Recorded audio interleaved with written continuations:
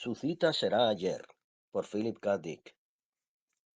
Mientras ascendía la luz del sol, una penetrante voz mecánica declaró: Muy bien, Lehrer.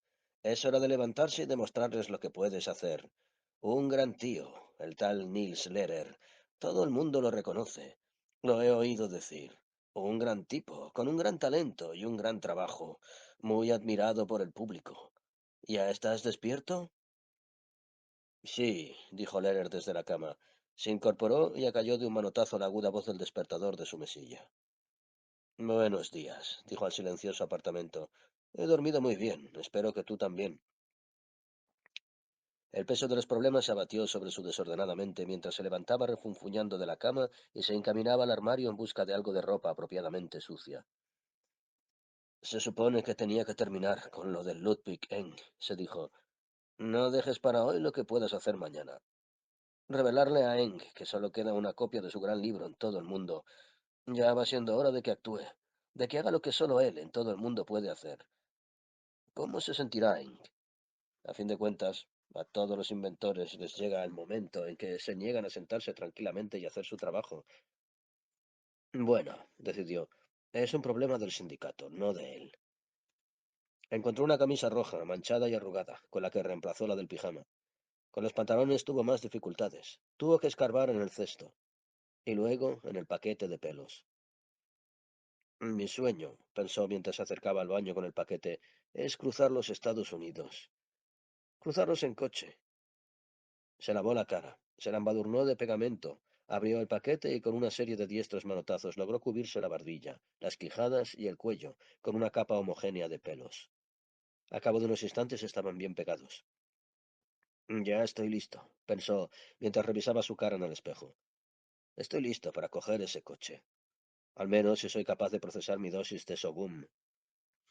Abrió la tubería de Sogum, aceptó una ración apropiadamente masculina y emitió un suspiro de satisfacción mientras revisaba la sección de deportes del San Francisco Chronicle. Luego se dirigió a la cocina y empezó a colocar platos sucios delante de sí. Instantes después, se encontraba frente a un cuenco de sopa, unas chuletas de cordero, unos guisantes, una ración de moho verde marciano con salsa de huevos y una taza de café caliente. Lo recogió, sacó los platos de debajo, por supuesto tras mirar por la ventana para asegurarse de que nadie lo veía, y con un movimiento rápido colocó los diferentes alimentos en sus receptáculos que dejó en los respectivos estantes del aparador y en la nevera. Eran las 8:30. Aún le quedaban 15 minutos antes de empezar a trabajar. No hacía falta correr. La sección B de la biblioteca de temas populares estaría allí cuando llegara. Había tardado años en llegar hasta la sección B. Ya no tenía que realizar trabajos de rutina. En la sección B no. Ni desde luego tenía que encargarse de destruir las miles de copias idénticas que implicaba la fase inicial de erradicación. Es más, estrictamente hablando, él no participaba en la erradicación.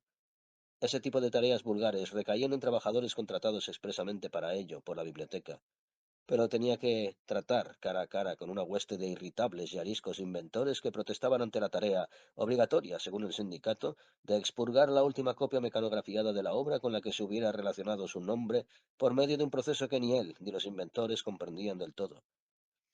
Presumiblemente el sindicato sí entendía por qué se le encargaba un libro concreto a un inventor concreto y no otro, como por ejemplo Enck, y cómo ensamblar un suable con objetos domésticos en su tiempo libre. Mientras terminaba de hojear el periódico, Lehrer reflexionó un momento. Pensó en sus responsabilidades. Cuando terminara, no quedarían más suables en el mundo, a menos que los bribones del MLN hubieran logrado ocultar ilícitamente uno o dos. De hecho, a pesar de que la copia terminal del libro de Enck, aún existía, a él ya le resultaba difícil saber para qué servía un suable y qué aspecto tenía. ¿Era cuadrado? ¿Era pequeño? ¿O era enorme y redondo? Dejó el periódico y se frotó la frente mientras intentaba recordar, conjurar una imagen mental del objeto ahora que aún era posible hacerlo, porque tan pronto como Enck redujera la cóptera a una cinta de seda cubierta por una densa capa de tinta, no existiría absolutamente ninguna posibilidad de que él, o cualquier otro, recordara el libro o el mecanismo descrito por éste. La tarea, no obstante, mantendría a Enck ocupado la mayor parte del año. La eliminación de la cópter se hacía línea a línea, palabra por palabra. No se podía hacer como con las copias impresas. Era muy fácil hasta llegar a la copia terminal tipografiada, y entonces, en fin, para compensar a Enck por la larga y ardua tarea, se la entregaría una enorme factura. Aquello le costaría del orden de 25.000 postcréditos, y puesto que la erradicación del libro sobre el suable lo arruinaría, la tarea, junto a su codo en la mesa, el receptor del teléfono saltó del aparato. Una vocecilla aguda y conocida salió de él. Buenos días, Nils. Era una voz de mujer. Lehrer se llevó el receptor al oído y dijo, adiós. Te quiero, Nils, afirmó Charis McFadden sin resuello y con voz rebosante de amor. ¿Tú me quieres? Yo también te quiero, dijo. ¿Cuándo nos vimos por última vez? Espero que no haga mucho. Dime que no fue hace mucho. Lo más probable es que fuera anoche, dijo Charis, después del trabajo. Quiero que conozcas a alguien, un inventor prácticamente desconocido que está desesperado por conseguir la erradicación de su tesis sobre los orígenes psicogénicos de la muerte por impacto de meteorito. Le he dicho que, ya que estás en la sección B, dile que erradique la tesis él mismo. Eso no da prestigio. Y entonces, con voz más seria, Charis suplicó, es una obra teórica realmente aterradora, lo más descabellado que has visto. Lance Arbuthnot. ¿Se llama así? Esto casi bastó para convencerlo, pero no del todo. Al cabo del día recibía muchas peticiones parecidas y todas ellas, sin excepción, se presentaban como una obra absurda, de un inventor absurdo, con un nombre absurdo. Llevaba demasiado tiempo en su asiento de la sección B para dejarse engañar con facilidad, pero aún así tenía que investigarlo. Su estructura ética insistía en ello. Suspiró. Te he oído gemir, dijo Charis con tono alegre. Siempre que no sea de la MLN, dijo Lehrer. Bueno, lo es, lo dijo con tono culpable. Pero creo que lo echaron. Por eso está aquí y no allí.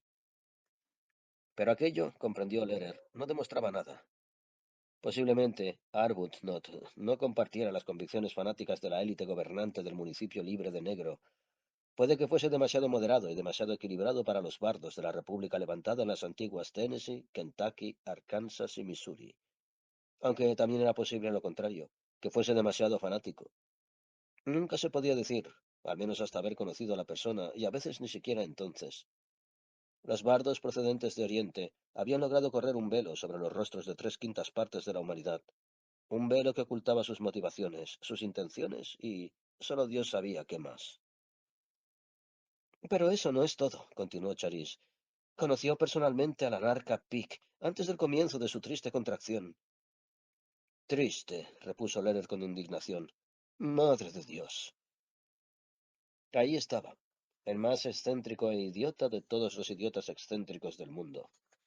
Lo último que necesitaba Lehrer era la oportunidad de conocer a un seguidor del parasitario anarca. Se estremeció al recordar las descripciones de la violencia de medianoche del siglo XX.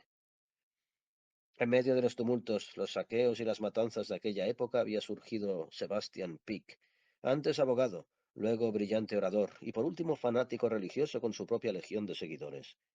Una legión que se extendía por todo el planeta, a pesar de haberse originado en las regiones dominadas por el MLN.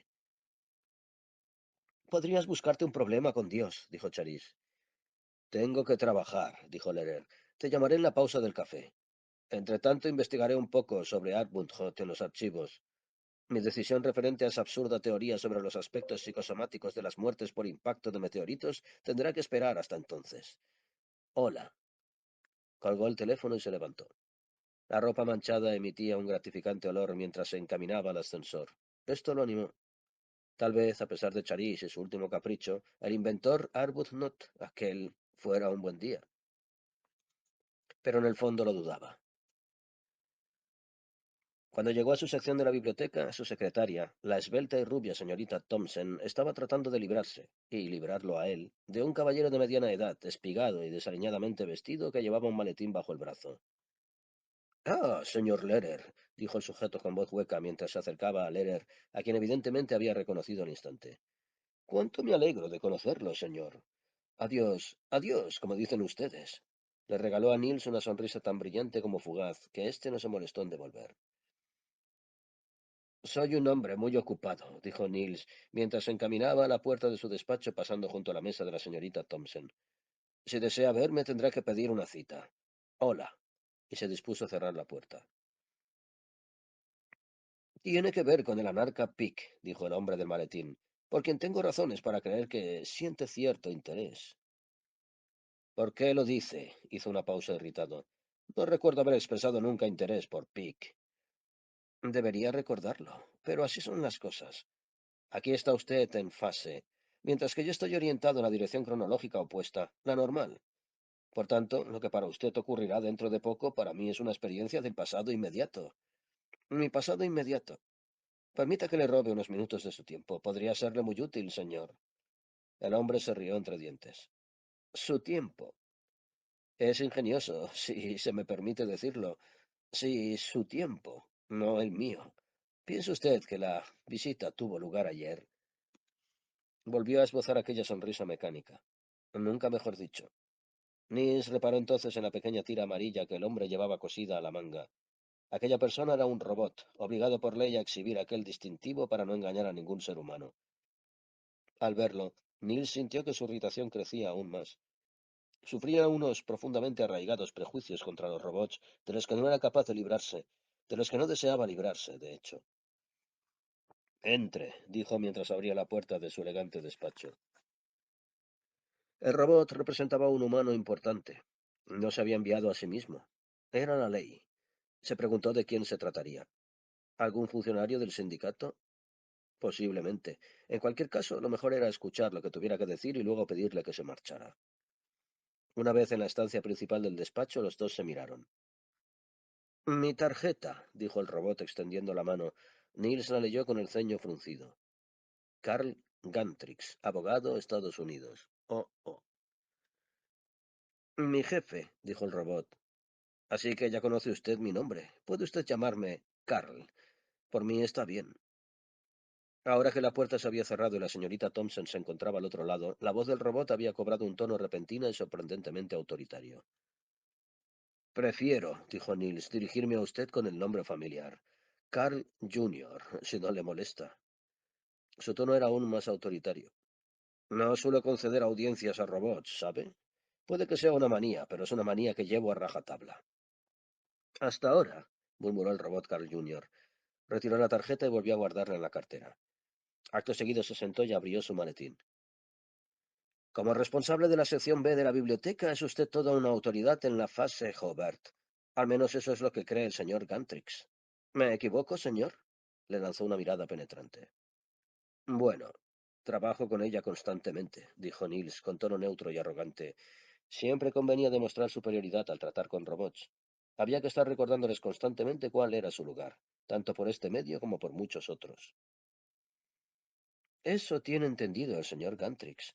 Y huelga decir que gracias a ello ha podido inferir que con el paso de los años se ha convertido usted en una especie de autoridad en las ventajas, los usos y los inconvenientes del campo de tiempo inverso Hobart. ¿Es cierto? ¿No lo es? Escoja una respuesta. Niels meditó un momento. Escojo la primera. Aunque debe usted tener muy presente que mis conocimientos son de naturaleza práctica, no teórica. Pero sí, puedo resolver correctamente problemas relacionados con la fase, sin explicar sus fundamentos. Como verás, soy innatamente norteamericano, es decir, pragmático. Desde luego. La cabeza de plástico del robot Carl Jr. asintió. Muy bien, señor Lehrer. Vamos al grano. Su poderío, el anarca Pick, ha llegado a la infancia, y no tardará en convertirse en un homúnculo que a su vez será insertado en un vientre femenino.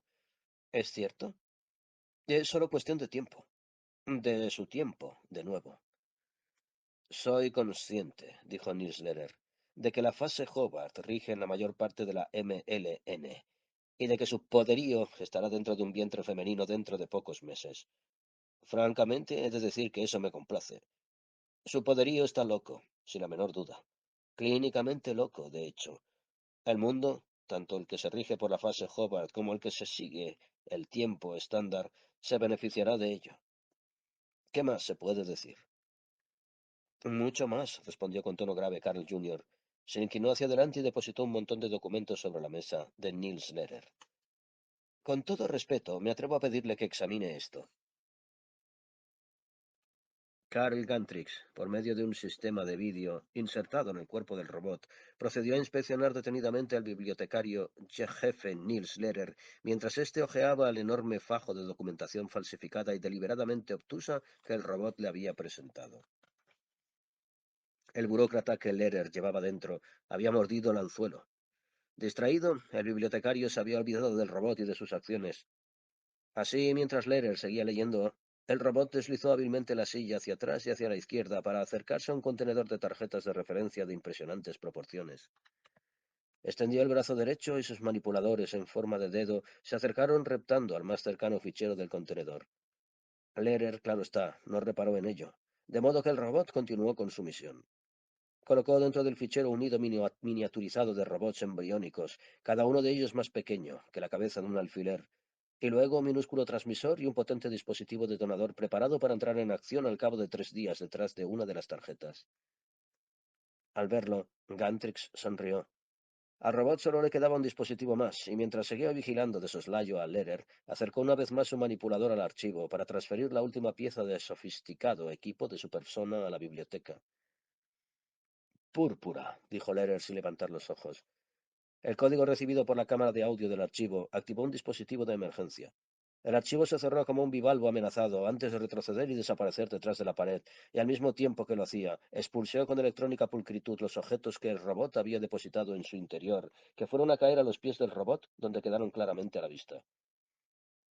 Dios mío, dijo el robot involuntariamente y con desaliento. Salga de mi despacho de inmediato, dijo Lehrer. Cuando levantó la vista de los documentos, su expresión era fría.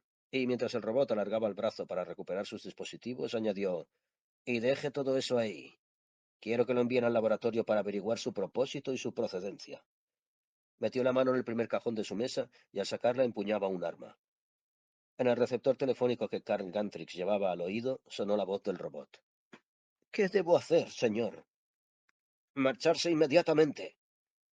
Ya no le parecía divertido. El intolerante bibliotecario disponía de equipos igual de sofisticados que su sonda. Hasta había sido capaz de anularla. El contacto con Lehrer tendría que hacerse a campo abierto, y con esta idea en mente, Gantrix levantó de mala gana el auricular del videófono más cercano y marcó el número de la centralita de la biblioteca. Un momento después, vio a través de las cámaras del robot que el bibliotecario Niels Lehrer respondía por su propio teléfono. Tenemos un problema, dijo Gantrix. Común. A ambos. ¿Por qué no trabajamos juntos? No estoy al corriente de ese problema, respondió Lehrer. Su voz transmitía una calma total. El intento por parte del robot de plantar dispositivos hostiles en su zona de trabajo no lo había alterado. Si quiere que trabajemos juntos, añadió, ha empezado con mal pie. Lo admito, dijo Gantrix, pero en el pasado hemos tenido dificultades con ustedes, los bibliotecarios. Con su elevada posición, pensó sin llegar a decirlo, tiene que ver con el anarca PIC. Mis superiores creen que se ha producido un intento de destruir la fase Hobart a su alrededor, una clara violación de la ley que encima representaría un enorme peligro para la sociedad. De hecho, si semejante intento tuviera éxito, supondría la creación de una persona inmortal mediante la manipulación de las leyes de la física conocidas. Aunque no estamos en contra de la idea de engendrar una persona inmortal utilizando la fase Hobart, creemos que la anarca no es la persona adecuada. No sé si me sigue. El anarca será absorbido virtualmente. Lerer no parecía sentir simpatía por su causa. Puede que no me crea, reflexionó Gantrix. No veo el peligro. Estudió fríamente el robot que tenía delante, Carl Jr. Si existe una amenaza, no me parece que mentir sea lo más... Tonterías. Estoy aquí para ayudarlo. Esto redunda en beneficio de la biblioteca, además del nuestro. ¿A quién representa? Preguntó Lerer con tono autoritario. Gantrix, vaciló un momento antes de decir. Albardo Chai, del Consejo Supremo de Limpieza. Obedezco sus órdenes. Eso proyecta una luz diferente sobre el asunto. La voz del bibliotecario se había tornado más lúgubre y en la pantalla su expresión se había endurecido. No tengo nada que ver con el Consejo de Limpieza. Mis responsabilidades se refieren única y exclusivamente a las erradicaciones, como sin duda ya sabrá. Pero ¿es usted consciente de que solo soy consciente de esto? Metió la mano en el cajón de su mesa y sacó una caja cuadrada de color gris que procedió a abrir. De su interior extrajo un manuscrito mecanografiado que colocó donde Cantrix pudiera verlo. La única copia existente de Cómo ensamblar un suable con objetos domésticos en su tiempo libre. La obra maestra de Enck, que está a punto de ser erradicada. ¿Lo ve? ¿Sabe dónde está Ludwig Enck en este momento? Preguntó Gantrix. Eso me da igual. Lo único que me importa es dónde estará a las 2:30 de la tarde de mañana. Tenemos una cita. Aquí, en la sección B de la biblioteca. ¿Dónde estará Ludwig Enck a las 2:30 de mañana? Dijo Gantrix con tono reflexivo, a medias para sí. Estará. ¿O dónde estará? Depende en gran medida de dónde está ahora mismo. No le dijo al bibliotecario lo que sabía, que en aquel momento Ludwig Enck se encontraba en algún lugar del municipio libre de Negro, posiblemente tratando de obtener una audiencia con el anarca. Suponiendo que el anarca, en su estado de pueril impotencia, pudiese concederle una audiencia a alguien. El pequeño anarca, vestido con unos vaqueros, unas zapatillas de color morado y una camiseta desgastada a fuerza de lavados, estaba en aquel momento sentado sobre la hierba, estudiando un círculo de canicas. Estaba tan absorto que Ludwig Enck sintió el impulso de rendirse. El niño ya no parecía consciente de su presencia. En conjunto, la situación lo deprimía. Se sentía peor que antes de llegar. Aún así, decidió perseverar. Su poderío, dijo. Solo deseo unos momentos más de vuestro tiempo. El niño levantó la mirada con desgana. Sí, señor, dijo sin ánimo, molesto. Estoy en una posición difícil, dijo Enck por enésima vez. Le habría presentado una y otra vez la misma información al anarca niño, y todas ellas en vano. Si usted, como anarca, pudiera aparecer en televisión y convencer a la gente de los Estados Unidos occidentales y de la MLN de que construyeran unos cuantos suables aquí y allá, mientras aún queda una copia de mi libro. Está bien, murmuró el niño. ¿Perdón? Aang sintió un destello de esperanza. Observó detenidamente el pequeño y suave rostro. Algo se había formado en él. Sí, señor, dijo Sebastian Pick. Espero convertirme en anarca cuando crezca. Estoy estudiando para ello. Ya es usted el anarca. O lo era. Suspiró. El peso de la responsabilidad era aplastante. Estaba claro que era perder el tiempo. No tenía sentido continuar, ya que él era el último día, porque ayer tendría una entrevista con un funcionario de la biblioteca de temas populares, y ese sería el fin. El niño pareció animarse. Fue como si de repente se interesara por lo que tenía que decir Enck. ¿En serio? Totalmente, jovencito. Enck asintió con solemnidad. De hecho, desde el punto de vista legal, aún ostenta el cargo. Levantó la vista hacia el esbelto negro de brazos gigantescos que hacía las veces de guardaespaldas del anarca. ¿No es así, señor Plaut? Cierto. Su poderío, dijo el negro al muchacho. Posee usted la facultad de arbitrar en este caso, al estar relacionado con el manuscrito de este caballero. El guardaespaldas se sentó en cuclillas cerca del niño, para asegurarse de que no se distraía. Su poderío, este hombre es el inventor del suable. ¿Y eso qué es? La mirada del niño pasó alternativamente de uno a otro, con un gesto ceñudo de suspicacia. ¿Cuánto cuesta un suable? Solo tengo 50 centavos. Es mi paga. Además, no creo que quiera un suable. Quiero chicle, y voy a ir al cine. Su expresión se tornó rígida e impasible. ¿A quién le importan los suables? Dijo con desdén. Ha vivido usted 170 años, le dijo Plaut, el guardaespaldas, gracias al invento de este hombre. La existencia de la fase Hobart se dedujo y se estableció experimentalmente a partir del suable. Sé que esto no significa nada para usted, pero dio una palmada y se balanceó sobre los tobillos para mantener enfocada en él la dispersa atención del niño. Préstame atención, Sebastián. Esto es importante. Si pudieras firmar un decreto, mientras aún sabes escribir, eso es todo. Eso es todo. Una proclama para que la gente... ¡Ay, vamos, déjalo! El muchacho lo miró con hostilidad. No te creo. Aquí pasa algo. Algo pasa, sí, pensó Eng mientras se ponía lentamente en pie. Y parece que no podemos hacer nada para impedirlo. Al menos sin tu ayuda. Se sentía vencido. Inténtelo luego, dijo el guardaespaldas al tiempo que se incorporaba. Él sí que parecía sentir simpatías por su causa. Será más pequeño aún, dijo Eng amargamente, y además no tenía tiempo. No existía luego. Se alejó unos pasos, embargado de pesimismo. Sobre la rama de un árbol, una mariposa había iniciado el complejo y misterioso proceso de empaderarse en un capullo marrón claro. Aang se detuvo para estudiar sus lentos y laboriosos esfuerzos. También ella tenía una tarea, pero a diferencia de la suya no estaba condenada al fracaso. Sin embargo, la mariposa no lo sabía. Continuaba adelante sin pensar, como una máquina que obedeciera los impulsos programados para ella desde un futuro lejano. La visión del laborioso insecto dio a Aang algo en qué pensar. Era un acto ético. Se volvió y regresó junto al niño, que seguía sobre la hierba delante del círculo de canicas de bonitos colores. Mírelo así, le dijo al anarca Pic. Probablemente fuera su última oportunidad y tenía que intentarlo todo.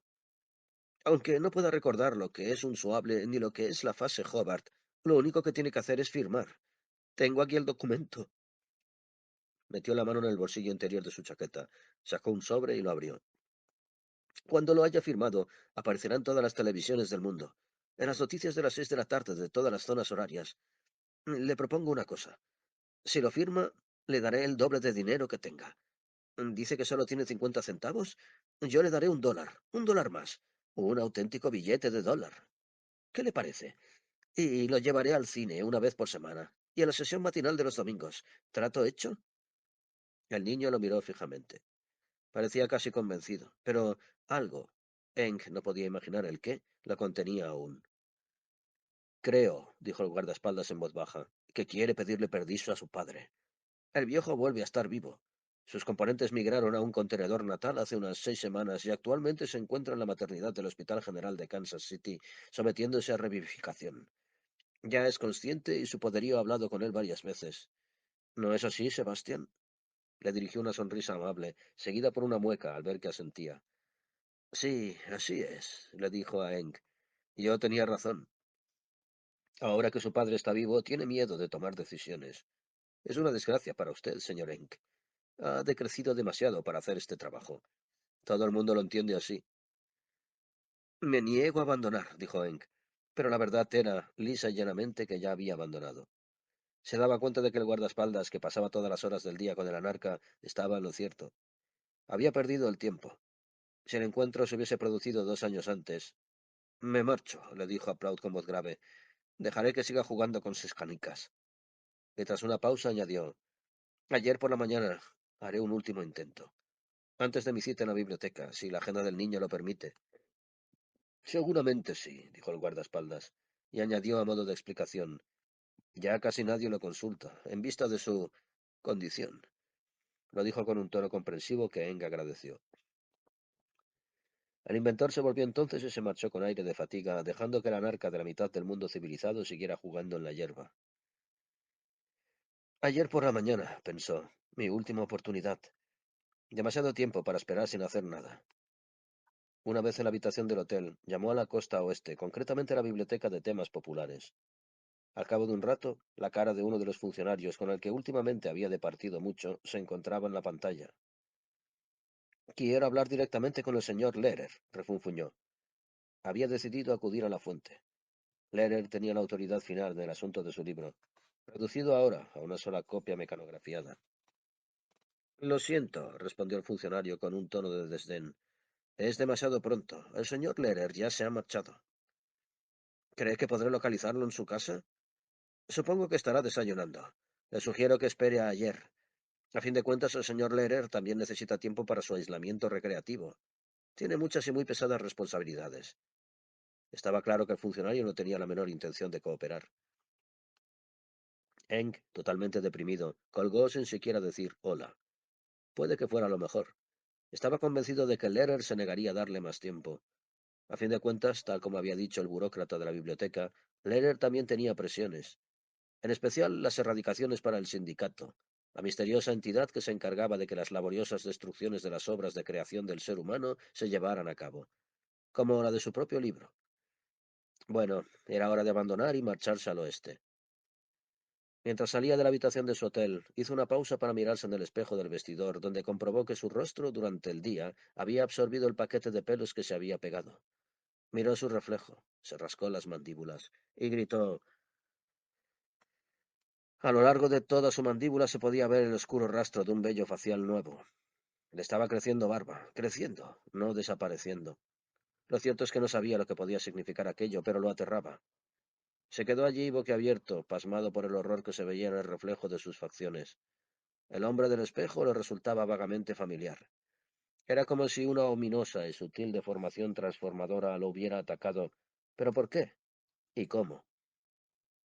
El instinto le decía que no abandonase su habitación. Se sentó y esperó. ¿A qué? No podía saberlo. Pero una cosa sí sabía. No habría reunión con Niels Lehrer en la biblioteca de temas populares a las 2:30 de ayer por la tarde, porque lo captó. Lo intuyó de manera intuitiva de una sola mirada al espejo del vestidor de su habitación. No habría ayer, al menos para él. ¿Lo habría para alguien más? Tengo que volver a ver a la narca, se dijo con voz temblorosa. Al infierno con Lehrer. Ahora mismo no tengo la menor intención de encontrarme con él. Lo único que importa es ver una vez más a Sebastian Pick. De hecho, lo antes posible. Puede que hoy, a primera hora. Porque una vez que viera a la narca, sabría si sus sospechas eran ciertas. Y de serlo, su libro dejaría al instante de estar en peligro. El sindicato, con su inflexible programa de erradicación, ya no sería una amenaza para él. O al menos eso esperaba. Solo el tiempo lo diría. Tiempo. Toda la fase Hobart estaba relacionado con ello de algún modo. Y posiblemente no solo para él. Estábamos en lo cierto, le dijo Gantrix a su superior en el consejo de limpieza, el bardo Chai. Sacó la cinta con manos temblorosas. Esto lo hemos recibido por nuestra conexión de vídeo con la biblioteca. El inventor del suable, Ludwig Enck, ha intentado ver a Lehrer y ha fracasado. El encuentro no se ha producido. Por tanto, no hay nada que grabar, dijo el bardo con un ronroneo cortante. Su rostro redondo y verde pareció hincharse por la decepción. No. Mire, lo significativo es la imagen de Enck. Ha pasado el día con el anarca, y, como consecuencia, su progreso temporal ha reanudado su curso normal. Compruébelo con sus propios ojos. Tras estudiar unos momentos la imagen en vídeo de Enck, el bardo se recostó en su asiento y dijo: El estigma. Una densa infección de vello facial. Un indicio claro en un varón, sobre todo de raza caucásica. ¿Debemos hacerle renacer ahora? Preguntó Gantrix. ¿Antes de que se vea con Lehrer? Tenía en su poder un arma extraordinaria, capaz de reducir a cualquier persona en cuestión de minutos, enviarla directamente al vientre más cercano y para siempre. En mi opinión, dijo el bardo Chai, se ha vuelto inofensivo. El suable no existe. Esto no lo recreará. Pero en su interior crecía la duda, si no preocupación. Puede que Gantrix, su subordinado, hubiera analizado correctamente la situación. Lo había hecho otras veces en varias crisis, lo que explicaba su valor para el Consejo de Limpieza. Pero si se ha cancelado la fase Hobart para él, dijo Gantrix obstinadamente, la invención del suable volverá a producirse. A fin de cuentas, él posee el manuscrito original. Su contacto con el anarca se ha producido antes de que los erradicadores del sindicato completaran la fase final de la destrucción. Esto era cierto, sin ningún género de duda. Tras pensarlo un momento, el bardo Chai asintió, y sin embargo, a pesar de lo que sabía, tenía dificultades para tomarse en serio a Ludwig Enck. Por mucha barba que tuviera, no parecía peligroso. Se volvió hacia Gantrix, dispuesto a decir algo, y se detuvo en seco. Su expresión me resulta insólita, dijo Gantrix con palpable fastidio. ¿Qué sucede? El bardo continuó mirándolo fijamente, lo que ahondó su intranquilidad. La preocupación reemplazó al fastidio. Su cara, dijo el bardo Chai, manteniendo la compostura con el máximo esfuerzo. ¿Qué le pasa? La mano de Gantrix voló a su barbilla. Se la acarició fugazmente y entonces parpadeó. Dios mío. Y usted no ha estado cerca de la narca, así que eso no explica lo que le pasa. Entonces pensó en sí mismo. ¿Se habría extendido también a él la reversión de la fase Hobart? Exploró rápidamente su mandíbula y su papada, y sintió la inconfundible e incipiente aspereza. Perplejo se preguntó, ¿a qué se debe esto? La reversión de la línea temporal de la narca solo puede ser el efecto de una causa anterior relacionada con ellos. Esto proyecta nueva luz sobre la situación de la narca. Puede que no haya sido un acto voluntario. Podría ser, dijo Gantrix pensativamente, que la desaparición de Enck tuviera algo que ver con esto. Salvo la mención en el original mecanografiado, ya no existe ninguna realidad vinculada al suable. De hecho, tendríamos que haberlo previsto, dado que el suable está íntimamente relacionado con la fase Hobart. Supongo que sí, dijo el bardo Chai, aún reflexionando. Pero estrictamente hablando, el Suable no había creado la fase Hobart. Servía para dirigirla, de modo que ciertas regiones del planeta podían escapar de ella, mientras otras habían quedado completamente atrapadas en ella. Sin embargo, la desaparición del Suable de la sociedad contemporánea debía de difuminar la fase Hobart por igual en todas partes, y como corolario de esto, podía darse una disminución por debajo de su nivel de eficacia para aquella gente, como Karl Gantrix y él mismo, que habían participado de la fase por completo. Pero ahora, dijo Gantrix con tono pensativo, el inventor del suable y su primer usuario ha vuelto al tiempo normal. Por ello, la invención del suable ha vuelto a manifestarse. Eng construirá el primer modelo funcional de su máquina en cualquier momento. La dificultad de la situación de Eng se había hecho evidente para el bardo Chai. Como antes, el uso de la máquina se extendería por todo el mundo, pero en cuanto Eng construyera y pusiera a funcionar su suable piloto, la fase Hobart se reanudaría. Una vez más, el sentido cronológico de Eng volvería a revertirse. Los suables volverían a ser prohibidos por el sindicato hasta que, una vez más, no quedara de ellos más que el original mecanografiado, momento en el que se restablecería el tiempo normal. El bardo Chai tenía la sensación de que Enk se había metido en un círculo cerrado. Oscilaría dentro de un pequeño intervalo, entre la posesión de una descripción meramente teórica del suable y la construcción y puesta en funcionamiento de un primer modelo funcional. Y una parte importante de la población de la Tierra lo seguiría en sus oscilaciones. Estamos atrapados con él, comprendió con desesperación el bardo Chai. ¿Cómo podemos escapar? ¿Qué solución nos queda? Debemos forzar a Enk a completar la destrucción de su original, incluida la idea de la máquina, dijo Gantrix. Oh, pero eso es imposible, lo interrumpió el bardo Chai con impaciencia. En este momento, dado que no existen suables para sustentarla, la fase Hobart se debilita automáticamente. ¿Cómo podemos, en su ausencia, obligar a Enk a retroceder un solo paso en el tiempo? Constituía una pregunta válida y susceptible de recibir respuesta. Ambos hombres lo sabían, y ninguno de ellos pronunció palabra por algún tiempo. Gantrix continuó rascándose la barbilla con fuerza, como si fuera capaz de percibir el afloramiento continuo del vello facial. El bardo Chai, a su vez, se había sumido en un estado de mayor introversión. Dio vueltas y más vueltas al problema. No encontraba respuesta, al menos aún, pero se disponía de tiempo suficiente. Es extremadamente complicado, dijo con agitación. Lo más probable es que Enk esté a punto de fabricar su primer suable, y una vez más nos veremos sumidos en el ciclo cronológico de sentido retrógrado. La que más le preocupaba era una idea terrible que acababa de ocurrírsele. Aquello se repetiría una vez tras otra, y cada una de ellas el intervalo sería más corto. Hasta que, pensó, se convierta en un momento encallado en el interior de un milisegundo. No habrá progresión temporal posible en ninguno de los dos sentidos. Una idea aterradora, sin duda. Pero existía un factor que invitaba a la esperanza. Indudablemente, Eng percibiría también el problema y buscaría una solución. La lógica indicaba que solo había una forma de escapar. Podía abstenerse voluntariamente de inventar el suable. De este modo, la fase Hobart no llegaría a existir, al menos de manera efectiva. Pero la decisión le competía solo a Ludwig Eng. ¿Cooperaría si se le presentaba la idea? Lo más probable era que no. Eng siempre había sido un hombre violento e introspectivo. Nadie podía influenciarlo. Como es lógico, esto era parte de lo que le había llevado a desarrollar una personalidad original. Sin ello nunca habría llegado a nada como inventor, y el suable, con su inmenso impacto sobre la sociedad contemporánea, nunca habría existido. Lo que habría sido una cosa estupenda, pensó el bardo con mal humor. Lo malo era que no lo había pensado nunca. Se daba cuenta ahora. La solución propuesta por Gantrix, la de hacerlo renacer, no le gustaba, pero cada vez estaba más convencido de que era la única manera de salir de aquello, y era necesario salir de aquello. Con profunda irritación, el bibliotecario Niels Lehrer inspeccionó el reloj de su mesa y luego su agenda. Enk no se había presentado. Habían dado las 2:30 y seguía solo en su oficina. Karl Gantrix le había dicho la verdad.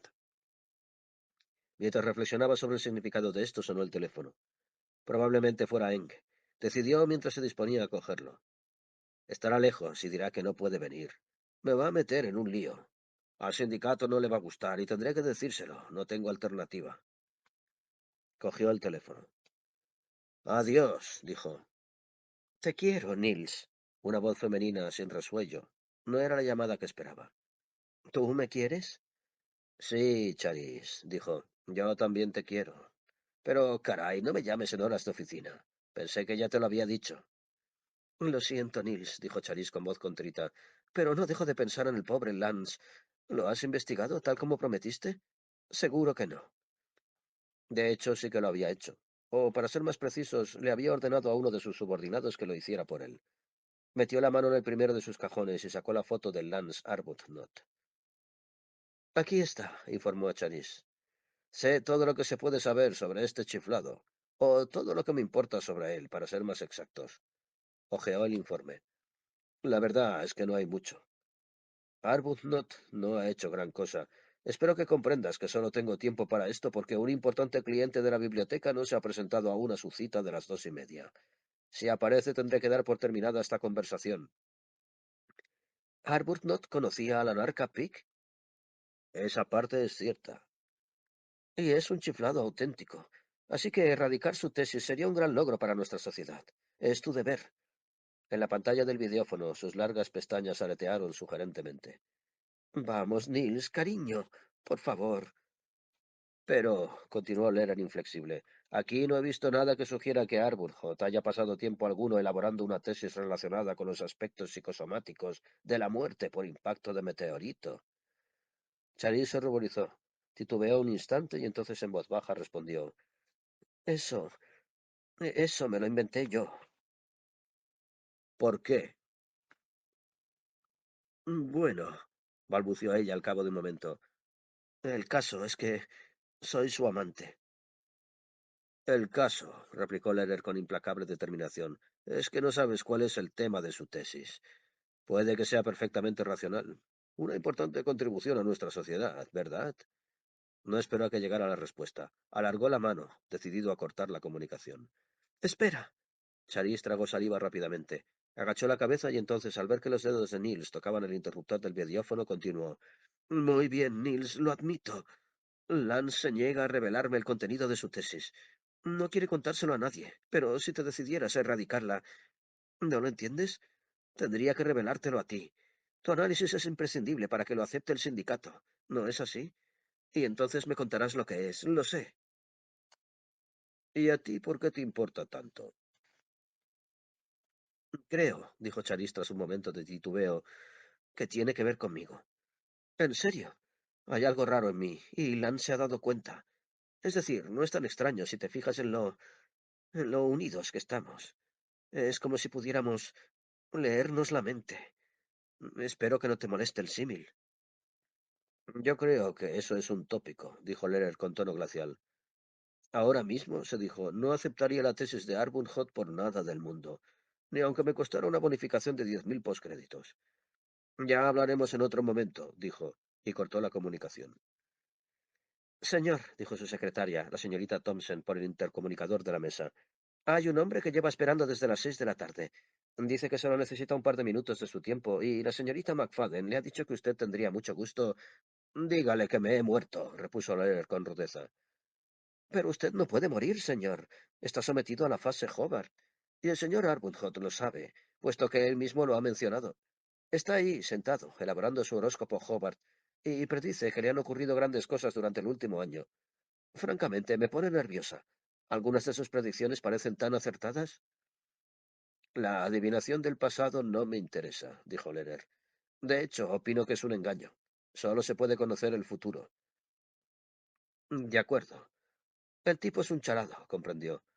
Charisse me ha dicho la verdad sobre eso. Pretender con toda seriedad que se puede predecir lo que ya ha ocurrido, lo que se ha esfumado en el limbo del nebuloso ayer. Como dijo P. T. Barnum, cada minuto muere un cretino. Quizá debería verlo, pensó. Charisse tiene razón. Este tipo de ideas habría que erradicarlas por el bien de la humanidad y por la paz espiritual. Pero esto no era todo. Ahora sentía además una irresistible curiosidad. En cierto modo sería interesante oír lo que tenía que decir aquel idiota, ver lo que había predicho, sobre todo para las últimas semanas, y luego aceptar la erradicación de su tesis, ser la primera persona para la que se elaborara un horóscopo Hobart. Estaba claro que Ludwig Eng no tenía la intención de presentarse. Ya deben de ser las 2, se dijo. Consultó su reloj de pulsera y parpadeó. Las manecillas de su reloj marcaban las 3 menos 20. Señorita Thompson, dijo Lerer por el intercomunicador. ¿Qué hora tiene? Caramba, respondió su secretaria. Es más temprano de lo que pensaba. Recuerdo perfectamente haber visto que eran las 2:20 hace un momento. Se me habrá parado el reloj. Dirá usted que es más tarde de lo que pensaba. Las 3 menos 20 es más tarde que las 2:20. No, señor. Discúlpeme por llevar en la contraria. Es decir, no soy quien para decirle a usted cómo son las cosas, pero en este caso se equivoca. Puede preguntarle a cualquiera. Le preguntaré a este caballero, por ejemplo. Señor Arbuthnot, las 3 menos 20 es más tarde que las 2:20, ¿verdad? Solo me interesa ver al señor Lehrer, dijo una voz masculina, seca y controlada por el intercomunicador. No enzarzarme en discusiones académicas. Señor Lehrer, si accede a verme, le garantizo que descubrirá que mi tesis es el montón de basura más grande que jamás ha visto. La señorita McFadden no lo ha engañado. Que pase, ordenó Lehrer de mala gana a la señorita Thompson. Estaba perplejo. Había empezado a suceder algo muy raro, algo que estaba relacionado con el flujo del tiempo, pero no podía determinar con exactitud de qué se trataba. Un joven pulcramente vestido, afectado por los primeros síntomas de una incipiente calvicie, entró en la oficina con un maletín bajo el brazo. Lehrer y él se estrecharon fugazmente la mano, y luego Arbuthnot tomó asiento al otro lado de la mesa. Con que este es el hombre con el que Charisse está teniendo un lío, se dijo Lehrer. Bueno, así es la vida. Tiene usted 10 minutos, dijo, y luego se marchará de aquí, ¿entendido? He engendrado, dijo Arbuthnot mientras abría el maletín, el más absurdo concepto imaginable. Y creo que su erradicación total es absolutamente esencial para que la idea no encuentre arraigo y no pueda hacer daño a la sociedad. Hay gente dispuesta a abrazar cualquier idea, por muy contraria al sentido común que pueda ser. Es usted la única persona a la que le he enseñado esto, y ha de saber que lo hago solo con las máximas reservas. Entonces, en un único y espasmódico movimiento, Arbuthnot sacó un original mecanografiado, lo dejó caer sobre la mesa de Lehrer y se recostó en su asiento para esperar. Lehrer examinó el título con prudencia profesional y se encogió de hombros. Esto no es más que la inversión del título de la famosa obra de Ludwig Eng. Apartó su silla de la mesa como si quisiera rechazar el manuscrito con un gesto. Levantó ambas manos e hizo un ademán despectivo. Esto no tiene nada de absurdo. La idea de invertir el título de Eng es perfectamente lógica. Se le podría haber ocurrido a cualquiera en cualquier momento. Pero no se le había ocurrido a nadie, replicó Arbuthnot grave. Hasta ahora. Vuelva a leerlo y piense en las implicaciones. Lehrer volvió a examinar el grueso fajo de hojas sin dejarse impresionar. Las implicaciones, continuó Arbuthnot en voz baja, queda pero tensa, de la erradicación de este manuscrito. El título que seguía sin impresionar a Lehrer rezaba así: ¿Cómo convertir un suable en objetos domésticos en su tiempo libre? ¿Y? Dijo Lehrer. Cualquiera puede desmontar un suable. De hecho, es algo que ya se hace. Es más, se están eliminando por millares. Es el procedimiento estándar. Dudo que pueda encontrarse un solo suable en todos.